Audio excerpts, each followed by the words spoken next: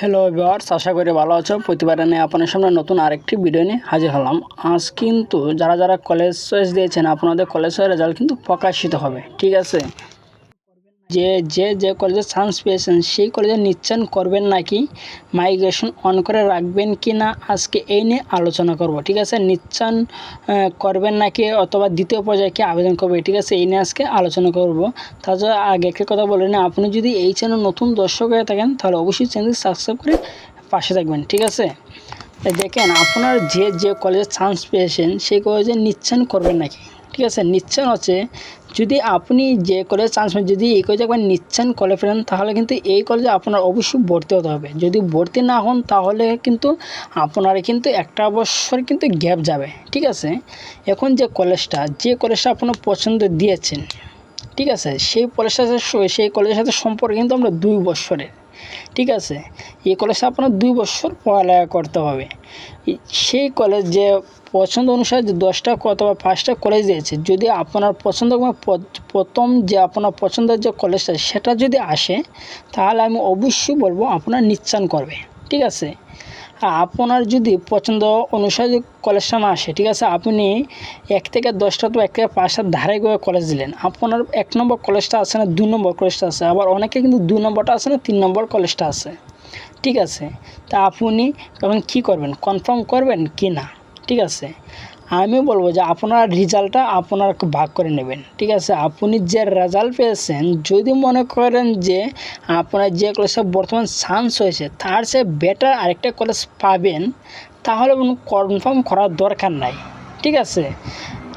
যদি আপনার লিস্টের মধ্যে যে 3 নম্বরটা কলেজটা আছে সেই 3 নম্বর কলেজ আপনার এসেছে কিন্তু আপনার কলেজ পছন্দ হয়েছে প্রথম যেটা, তাহলে বলবো যে আপনারা এই কনফার্ম করে ফেলবেন, কারণ প্রথম যে কলেজটা আপনাদের সাথে কিন্তু আসবে না।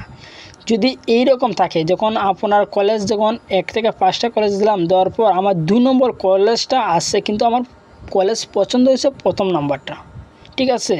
প্রথম আমি আপনাদের উদাহরণস্বরূপ যদি বুঝাই, ধরেন যে একটা কলেজ আছে যে বৃন্দাবন, একটা আছে যে শচীন্দ্র, আমি আপনার উদাহরণস্বরূপ বুঝাচ্ছি, ঠিক আছে, শচীন্দ্র আর বৃন্দাবন। কিন্তু আপনার যে কলেজ পছন্দ সেটা হচ্ছে বৃন্দাবন, আর আপনার এসেছে কিন্তু শচীন্দ্র কলেজে, ঠিক আছে।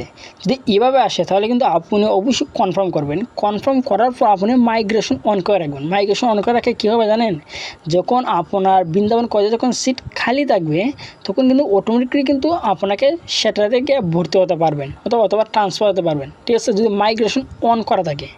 যদি মাইগ্রেশন অন করা না থাকে তাহলে কিন্তু আপনি যে কলেজে ভর্তি হবেন, মানে যে কলেজে কনফার্ম করবেন সেই কলেজে কিন্তু ভর্তি হওয়া লাগবে, ঠিক আছে। আর নিচ্ছেনটা করবেন, নিচ্ছেনের তারিখ কিন্তু আছে, কিন্তু আপনার 7 দিন সময় পাবেন। এর ভিতরে বুঝে শুনে কিন্তু আপনি নিচ্ছেনটা করবেন, ঠিক আছে। আপনি এই কলেজে কীরকম সুযোগ সুবিধা, ঠিক আছে, অনেকে কিন্তু অনেকভাবে কলেজটা দিয়ে দেয় চয়েসটা। অনেকেই কিন্তু কলেজের সবাই কিন্তু বুঝা যায় না, ঠিক আছে, অনেকেই কিন্তু দেখা দেখি কলেজে দেওয়া যায়, ঠিক আছে। কনফার্মের যে 7টা দিন পাবে 7টা দিনের মধ্যে কিন্তু আপনারা আগে ভাববেন যে এই কলেজে আপনি ভর্তি হবেন কি না। যদি ভর্তি হন তাহলে কিন্তু নিচ্ছেন করবেন, আর যদি একবার নিচ্ছেন করে ফেলেন তো কিন্তু অবশ্যই কলেজে ভর্তি হতে হবে, ঠিক আছে। আর যদি আপনার পছন্দ করেন, মনে করেন যে এই কলেজে আমি ভর্তি হবো না, তাহলে কোনো টেনশন নেই, আপনার দ্বিতীয় পর্যায়ে আরেকটা আবেদন করতে পারবেন, ঠিক আছে। দ্বিতীয় পর্যায়ে আবেদন করলে কিন্তু আপনার একটা কলেজ আসবে, কিন্তু দ্বিতীয় পর্যায়ে যে আবেদন আসে, দ্বিতীয় পর্যায়ে আবেদনে কিন্তু সিট সংখ্যা খুবই কম থাকে, ঠিক আছে। আপনার যদি দ্বিতীয় আবেদন কিন্তু সিট সংখ্যা খুবই কম থাকে। যদি প্রথম পর্যায়ে যদি আপনার পছন্দটা আসে তাহলে কিন্তু অবশ্যই কনফার্ম করে ফেলবেন, ঠিক আছে, সময় লস করার যেটা দরকার নেই।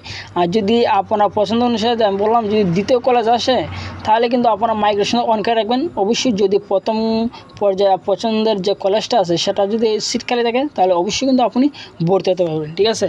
আশা করি বুঝতে পেরেছেন যে আপনি যে কলেজ চান্স পাওয়ার পর নিশ্চয়ন করবেন নাকি, মাইগ্রেশন অন করে রাখবেন কি না, এবং নিশ্চয়ন করবেন নাকি বা অথবা দ্বিতীয় পর্যায়ে কি আবেদন করবেন। আজকে এই ছিল আজকে আলোচনা, ঠিক আছে। তারপর যদি বুঝতে অসুবিধা হয় তো অবশ্যই আমাকে কমেন্ট বক্সে জানাবেন। যদি ভিডিওটি ভালো লাগে থাকে অবশ্যই লাইক দেবেন।